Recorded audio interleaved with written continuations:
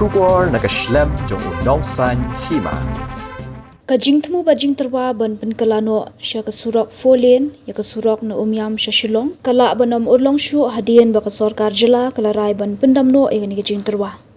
Ya kani ka rai ban Pyndam no e ka Jingtyrwa la pentep do sembut menteri rang ba ka jila uba Presun Tensong uba kami eru ya ka tanat PWD roads. Haba keren syakila pathai kubot uba Presun Ulaong bahaga jaka jong kani ka project ka Sorkar concessional ban penhe no ya ka Surok sya ka 2 lane bat pentepat baga jingyar jong ke Surok kanong 10 meter kentup kadenti yat kejan.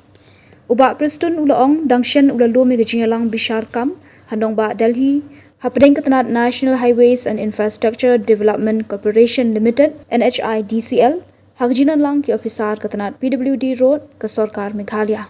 Uba Preston ulet ho baga kai phat baningkong balawanra da ke NHIDCL kala kedausyai bakamlong ban Pynkylla Surok 4 lane ya ke Surok na Umïam Haribhoi district sya Shillong ha East Khasi Hills. Ulet ho baka kai phat ka kedau baga jinglot jingsep ke Jurbha lada Pynkylla Surok 4 lane na do Umïam sya Shillong bat de namar kani baga Sorkar jalaru kala rai ban Pyndam no ek project handai anshupen he no ek Surok 2 lane ke banado Umïam sya Shillong.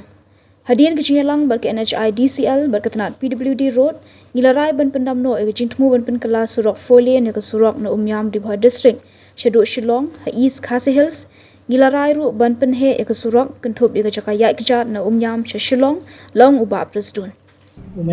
Yes, again recently I had a meeting with the managing director of the NHIDCL in Delhi.